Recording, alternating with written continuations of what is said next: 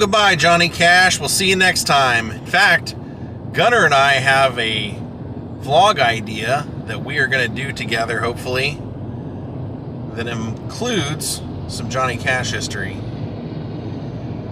How y'all doing today? It's your old pal Jordan the Lion. We're on the road, working our way towards Ohio, but we're going to swing off in Louisville, Kentucky on our way. Daze with Jordan the Lion begins right now. He's beyond excited because he gets to see his family for the first time in a little while. It's been a few weeks, hasn't it? Okay, we made it to Kentucky. Now we just gotta find Louisville. Dinosaur World!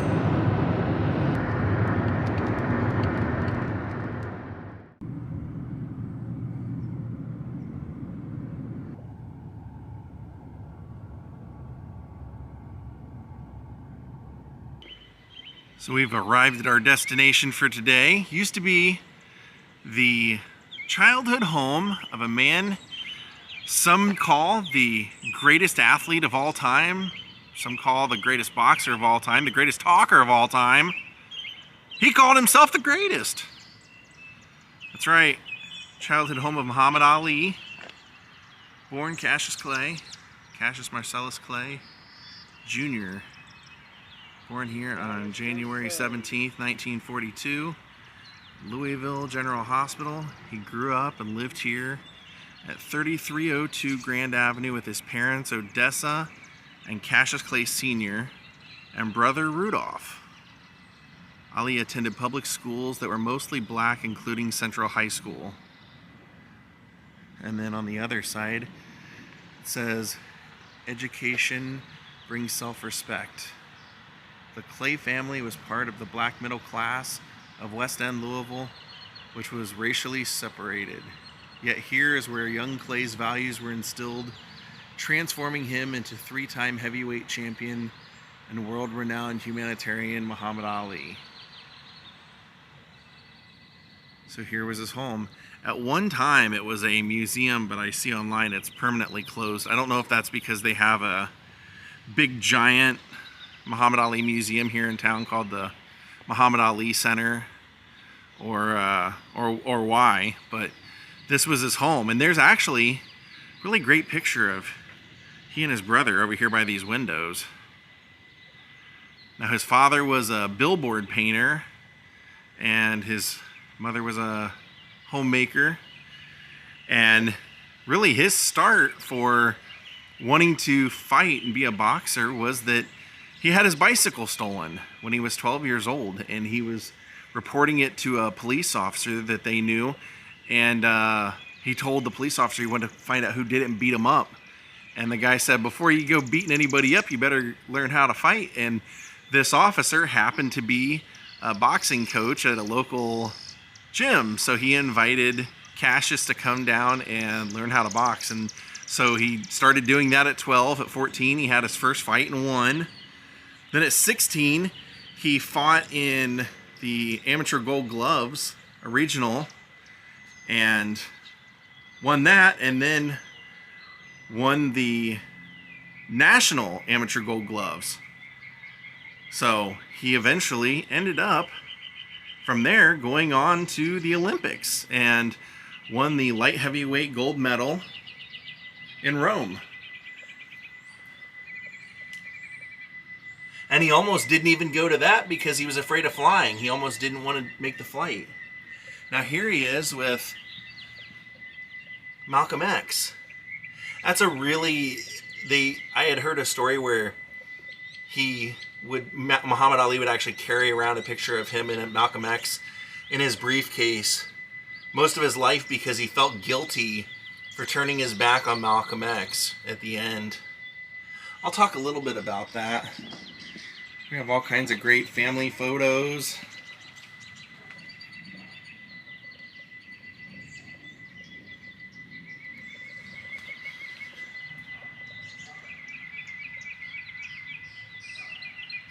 Just wonderful.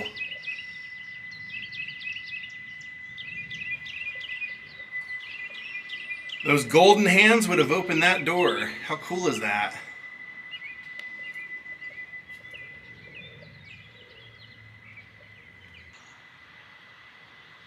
So yeah, he definitely encountered a lot of racism. In fact, racism when he came back with the gold medal, he was so proud of it. He'd wear it everywhere, and he would go to get lunch and he would be turned away because he was in a quote unquote a white establishment. So that stuck with him quite a bit, and that's eventually what led him to joining the Nation of Islam. But what happened was, when he came back from winning the gold medal, 1960, a Louisville sponsorship group signed him up, and he was getting $400 a week and 50% of whatever he won, and they were looking to hire a professional boxing coach to help take him to the next level, take him from amateur to pro. And so they found Angelo Dundee in Miami, and he said he would take him on. So the next day, Cassius went down to Miami and had just an absolutely like charismatic and energetic attitude when he walked in. Just everybody liked him. Everybody in the gym liked him. He had a really unique skill set, because they said that the way most boxers were trained, he would do things differently, and it somehow worked for him. He would kind of do things backwards. And one of the things he would do is he would lean back when he was throwing a jab, which would in most cases take you off balance, but it really seemed to work for him. So he started to develop as a boxer, and then also was hanging out in Miami barbershops with some of the other fighters, and heard all this trash talking, and that they would always do like rhymes, and he thought that was great. So he started doing that. He said, that's going to be my gimmick, because he had seen Gorgeous George, the wrestler, years before, and he noticed, like, when he went to see Gorgeous George wrestle, that there was a line of cars from blocks away, that many people were coming to see him. And when he got inside, he said Gorgeous George was so hated by these people. He would walk around and he'd say, "You're nothing to me. You don't matter. You're nothing. I'm the greatest. I'm the greatest wrestler there's ever been. I'm the most beautiful champion there's ever been, and no ugly man will ever be champion."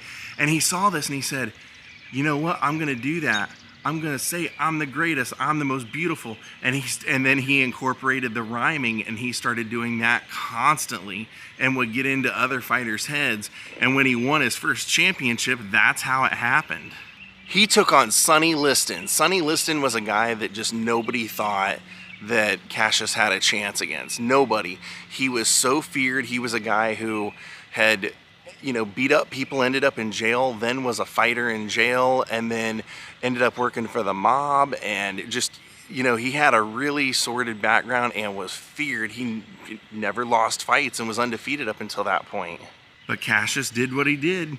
He went out there and he started rhyming and making jokes and calling Sunny Liston an ugly bear, saying he wasn't afraid of him, when in reality he really was afraid of him. He would say later, "I was terrified of that guy."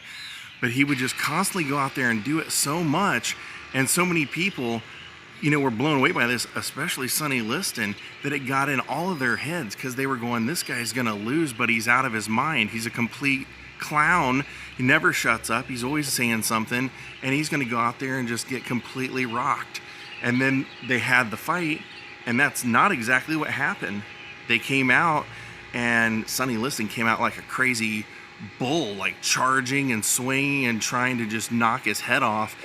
And Muhammad Ali was just so fast, and his reflexes were so good, he couldn't be touched. And beyond that, nobody thought that he even had that much power to begin with. And when Cassius Clay threw that punch, he actually had some power. So it kind of shocked Sunny Liston. They went back and forth for a couple of rounds, and then Sunny Liston, he was a big guy and was real powerful, so he didn't have long fights. He really took care of people quick usually, and so he was starting to wear down. So he told his corner to put something on his gloves, is what's believed, like some sort of chemical on his gloves that's now illegal in boxing. They put it on there, and when he made contact with hitting Cassius Clay, that stuff got into his eye, and for a full round he couldn't see. In fact, he told Angelo Dundee, like, "Cut my gloves off. There's no way." And Angelo Dundee said, "Man, you're fighting for the world heavyweight title. You can't cut those things off. You got to go out there and just run. Just stay away from him. Don't let him hit you. Wear him out." And so that's what he did. He went out there. He couldn't find him. He couldn't see. But every time he'd feel Sunny Liston close, he would get away, he would run away, and then within like a round, whatever it was that was in his eyes had cleared out, and he came back fighting. And eventually Sunny Liston went to his corner, sat down, and just threw his mouthpiece out and said, "I'm done," and he gave up. And that started a controversy of people thinking that the fight was rigged. As soon as Cassius Clay won, he started screaming, "I told y'all I was the greatest." He was even more vocal than he had been before, and he was so proud of himself, and he basically just started winning people over. From that moment on, they realized that he was the real deal. So 2 days after winning his first world title, he announced that he was changing his name, that he was basically, he had seen enough of the way the world was. He was now a member of the Nation of Islam, and he believed that he had a slave name, and he did not want to go by Cassius Clay anymore.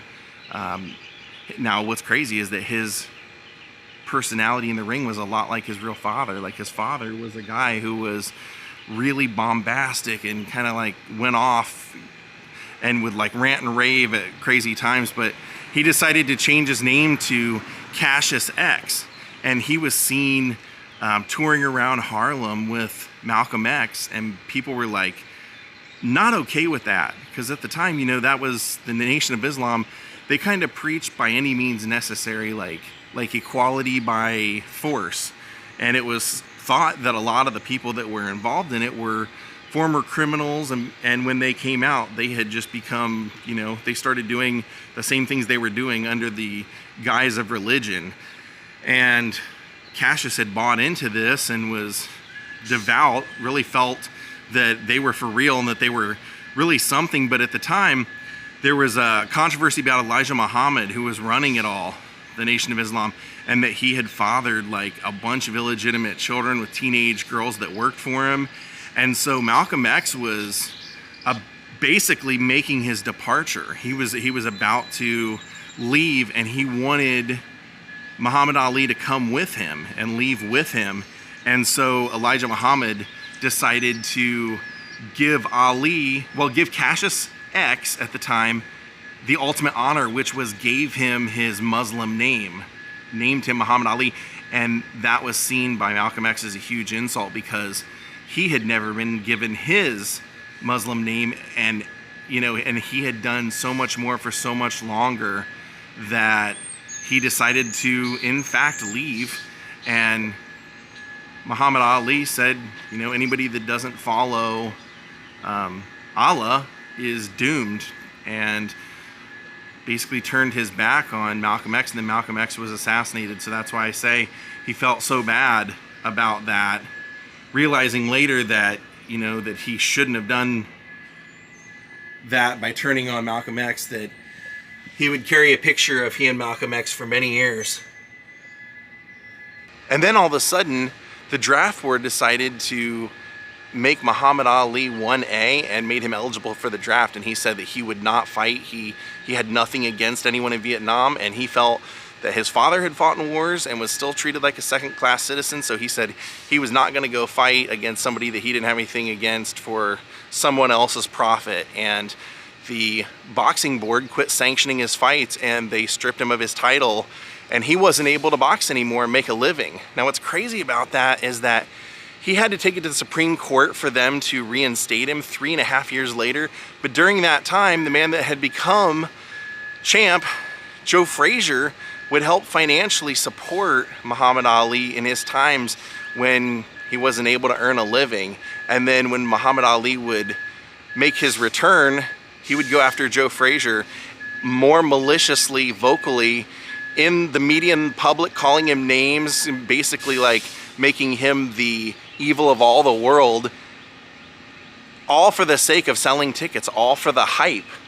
But Joe Frazier never saw it that way. Joe Frazier took it personal and held a grudge for decades, because he felt that he had been good to Muhammad Ali, and Muhammad Ali had just completely turned his back on him and made him a villain to the world.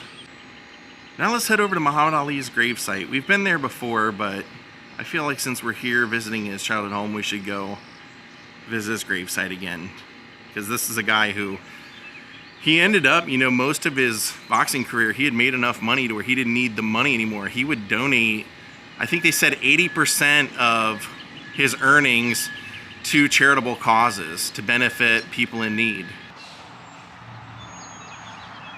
You just gotta imagine like a 14, 15, 16-year-old Cassius Clay out here boxing and like shadow boxing in the front yard, doing those quick footsteps that he would be known for. How cool would that be? Just to think of the history that would have happened here. Oh, look at that place.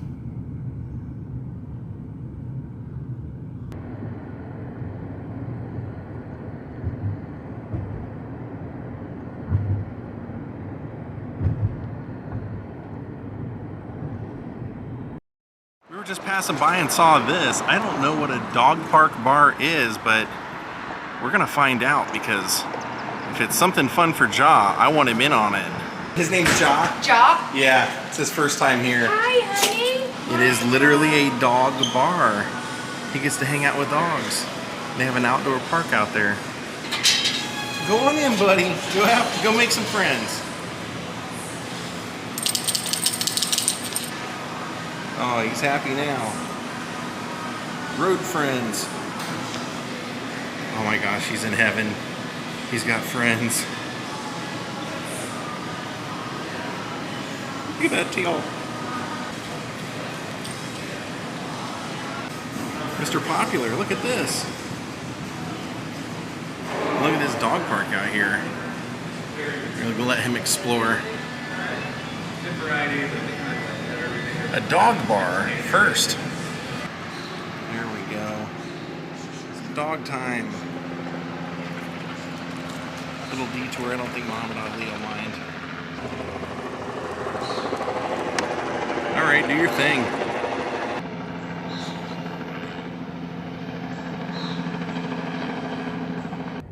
Here we are. He is buried here, Cave Hill Cemetery, as well as Colonel Sanders. How was the dog park, Chief? Did you have fun? That was an unexpected little twist in our day. This is one of my favorite cemeteries. I did a whole vlog here, so if you want to see some of the other famous graves here, like this one, look up Cave Hill Cemetery on my channel. Today we're just going to see Muhammad Ali. Be forewarned, once you enter the cemetery, you're going to be driving for about 5 minutes till you find him. He's towards the back of it. When you see this green stripe in the line, don't hit the ducks. But when you see that green stripe in the line, that line will take you to his gravesite. Everyone across safely. Have a good day, family. So here we are. Muhammad Ali's final resting place.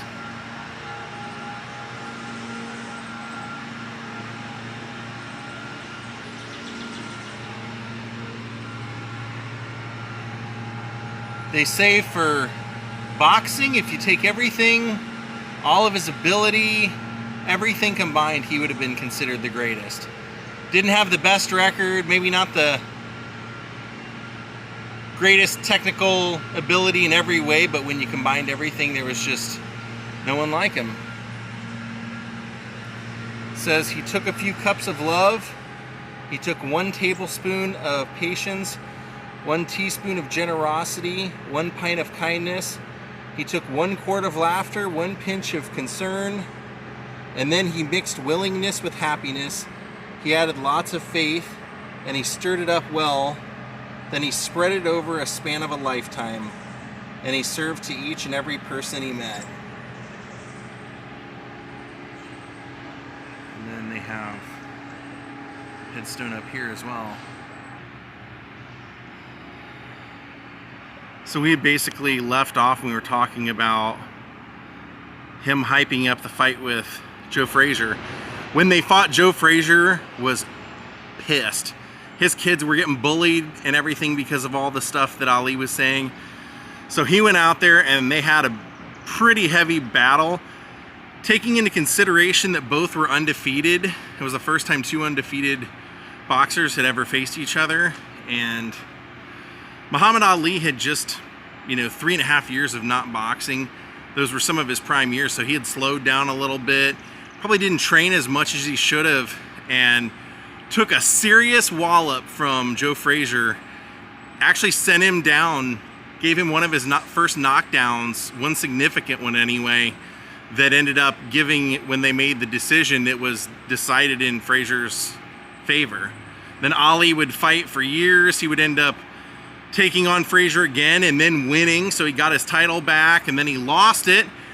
They battled, I think, 3 times. The whole Thrilla in Manila thing, where they were paid just a ton of money by, I think, like the Prime Minister of the Philippines to have the fight there, and it was just inhuman conditions. It was so freaking hot. Even the people in the crowd were just like ungodly hot.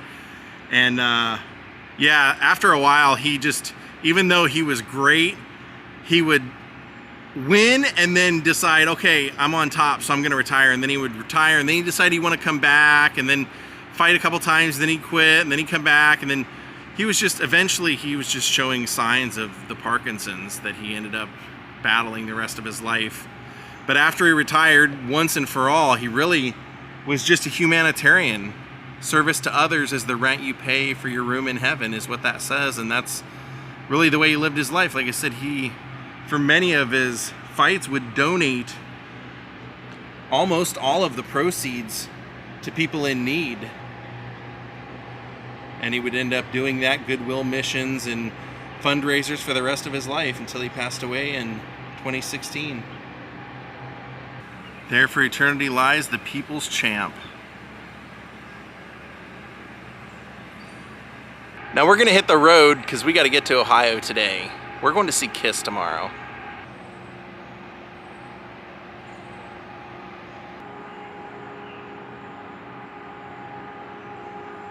I think that's supposed to be Gilda Radner. That little figure, that person in there, because I thought that when I first saw it, and then when I was pulling up here, I noticed on their door they have like a printout of Gilda Radner taped to the front door. Interesting.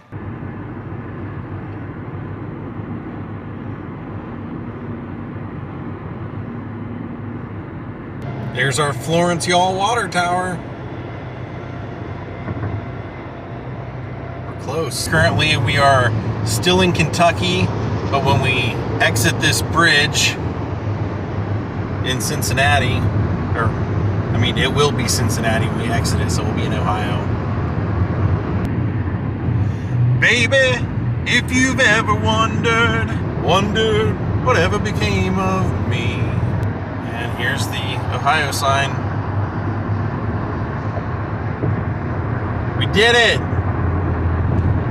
Alright, my friends, we did it. Some of you didn't think we'd make it, but we did make it.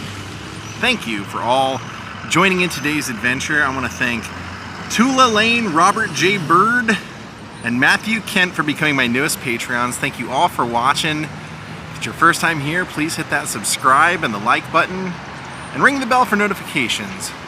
We'll see you all next time. Have a great night from Ohio. Goodbye.